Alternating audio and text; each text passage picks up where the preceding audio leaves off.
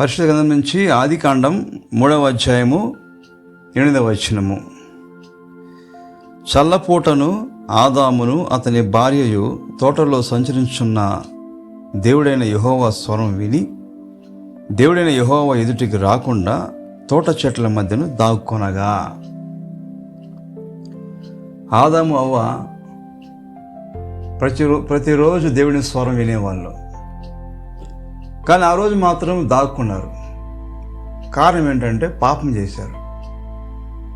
పాపం లేనప్పుడు నిర్భయంగా దేవుడి ఎదుట ఉండి దేవుడి మాటలు వినేవాళ్ళు. ఎప్పుడైతే పాపం జ్వరబడింది వీళ్ళల్లోకి, దేవుడి మాట వినటానికి భయపడ్డారు, దాక్కునేశారు. దేవుడు ఒకవైపు పిలుస్తున్నాడు ఆదామని, చెట్ట దాముకున్నారు. దేవుడి మాటలు వినకుండా పోవడం, దేవుడి మాటల్ని తిరస్కరించడం, దేవుని వాక్యంని పడచొని పెట్టడం, దేవుని వాక్యాన్ని పట్టించుకోకుండా పోవడం కారణం ఏంటంటే ఒకటే, పాపం లోపల ఉంటుంది. ఆ పాపాన్ని బట్టి దేవుడి వాక్యాన్ని వినబుద్ధి కాదు, చెప్పే మాట వినబుద్ధి కాదు, పాటించడానికి అవ్వదు. ఎందుకంటే పాపం ఉంది కదా లోపల, అది దేవుని వాక్యాన్ని అవాయిడ్ చేస్తూ ఉంటుంది అనమాట.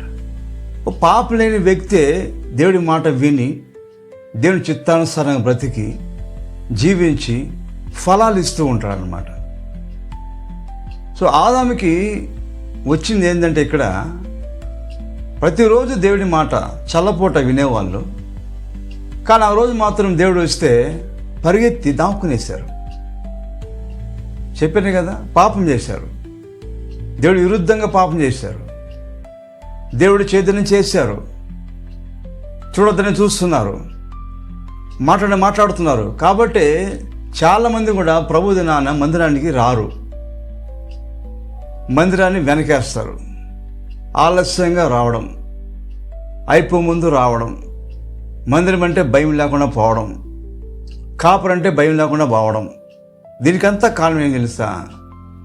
పాపం. ఏడో ఒక చోట పాపం దాగి ఉంది.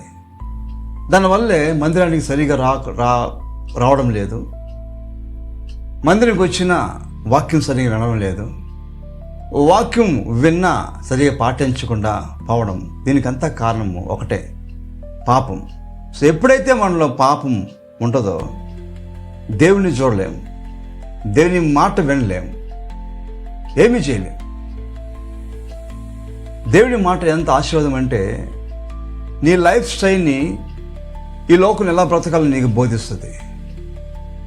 సంఘముగా దేవుడు మందిరానికి ఆదివారము వస్తూ ఉంటే సమాజంకి ఎవరు కూడట్లేదే.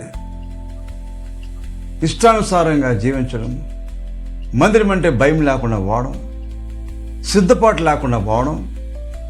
అందుకే ఆ రోజు యేసుక్రీస్తు ప్రభు దేవాదేవుడైన యెహోవా దేవుడు అన్నాడు, వాడెవడో కట్లేరుకుంటున్నాడు ఆదివారం పూట, ప్రభు వాడిని ఏం చేయాలంటే షూట్ చేసి చంపేయండి రా వాడిని అనేసి, చంపడేసాను వాడిని, వాడి వల్ల వేరేవాడు పాడు కాకూడదు, చంపడేసేయండి అని చెప్పేసాడు. అయితే ములాజీ లేకుండా చెప్పేస్తాడు. ఎందుకంటే వీడి వల్ల మళ్ళీ సమాజం పాడు కాకూడదు కదా. సో దేవుడు యేసుక్రీస్తు ప్రభు కృపగలవాడు కనుక నువ్వెంత తప్పు చేస్తున్నా, పాపం చేస్తున్నా, నిన్ను మందిరంలోకి రాణిస్తున్నాడు. అని బట్టి అనుకుంటారు కొంతమంది, చర్చికి వస్తున్నాను కదా, కానీ ఒకరోజు నీకు ఉంటుంది, అప్పుడు మందిరం విలువేంటో, కాపురి విలువేంటో, ఆదివారం యొక్క ఆరాధన విలువేంటో అప్పుడు తెలుస్తుంది నీకు. అప్పుడు అయ్యా నా గురించి ప్రాణం చేయండి గుర్తు తెచ్చుకో. ఈరోజు నువ్వు మందిరానికి రాలేకపోతున్నావు, కారణం ఏంటి తెలుసా? పాపం. ఈరోజు మందిరాన్ని నువ్వు విసర్జిస్తున్నావంటే, మందిరం రాకుండా ఆలస్యం వస్తున్నావంటే పాపం కారణం. కానీ ఆ పాపం ఒకరోజు నిన్ను నిర్దాక్షిణ్యంగా అతి భయంకర స్థితిగా లాక్కే వెళ్ళిపోతాయి ఆ పాపం. ఇక్కడ ఏం జరిగింది తెలుసా? దాక్కున్నారా? ప్రభు పిలిచినప్పుడు ఏమైపోయారు? అవుట్, తోసేయండి బయటకు అని చెప్పాడు. ఇద్దరిని బయటికి వెళ్ళిపోయారు. ఎక్కడి నుంచి? క్షేమకరమైన స్థలం నుంచి అపాయకర స్థలం వెళ్ళిపోయారు. తరిమేశాడు దేవుడు. ఎప్పుడు కూడా ఎంట్రీ ఇవ్వద్దండి వీళ్ళకి అని అగ్ని గడ్డ జ్వాల పెట్టేశాడు. ఎవడు కూడా రాకూడదు లోపలికి, బయటే. పాపం చేస్తారా మీరు? నా మాట అంటే అంత నిర్లక్ష్యం మీకు? నా మందిరం అంటే అంత నిర్లక్ష్యం మీకు అని తోసేశాడు వాళ్ళని. ఈరోజు దేవుడు మనం తోసేయకముందే దేవుడి దగ్గర ఒప్పుకొని, క్షమించడం ఒప్పుకొని, ప్రార్థన చేసుకుని రాత్రికి, ప్రభువా ఆలస్యంగా వెళ్తున్నా, క్షమించండి అయ్యా, ఒక 10 నిమిషాలు ముందే ఉంటే కృప చూపండి అయ్యా అడిగి రాత్రి ప్రార్థన చేసి పడుకోండి. రేపు ప్రభుదినం ప్రభువా, ఏమాత్రం పాపంని ఆదాయం చేసుకొని నేను మందిరానికి వెళ్ళకుండా సిద్ధపడగలిగి ఉండటకు సహాయం చేయ్యా, త్వరగా పని ముగించుకొని మందిరం ఉండటకు సహాయం చేయి ప్రభా అని దేవుడిని అడుగు. దేవుడు సహాయం చేస్తాడు. మీకు తెలుసా, ఆ ఫ్లైట్ ఎక్కాలన్నా, ఇంటర్నేషనల్ ఫ్లైట్ ఎక్కాలన్నా కనీసం 2 గంటలు 30 గంట ముందే ఉండాలి. ఫ్లైట్ ఎక్కిపోవటానికి, వేరే దేశానికి పోవటానికి 3/4 గంట 2 గంటల ముందే ఉండాలండి.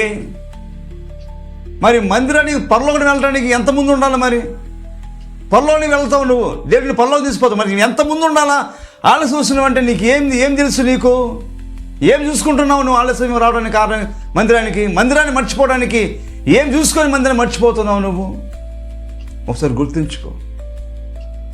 అడుగు ఈ రాత్రికి దేవుడిని మోకరించి ప్రార్థన చేసి పడుకో. ప్రభువా ఉదయాన్నే మందిరానికి వెళ్ళాలయ్యా, సహాయం చేయి ప్రభు, ఒక 5 నిమిషాలు ముందుగా నన్ను నడిపిస్తావు ప్రభు, హెల్ప్ మీ లార్డ్ అని అడగండి. లేకపోతే వృధాగా అందరూ దూరం అయిపోతాం. ఇక్కడ దేవుడు దూరం అయ్యారు, క్షేమమైన స్థలం దూరం అయిపోయారు. నువ్వు దూరం అవ్వడం దేవుడికి ఇష్టం లేదు. దేవుడిని దగ్గర దేవుడికి ఇష్టం. కాబట్టి రాత్రి ప్రార్థన చేసుకొని పడుకో, ఉదయాన్నే మందిరానికి వెళ్ళాలి ప్రభు అని అడుగు దేవుణ్ణి. దేవుని సాయం చేస్తాడు.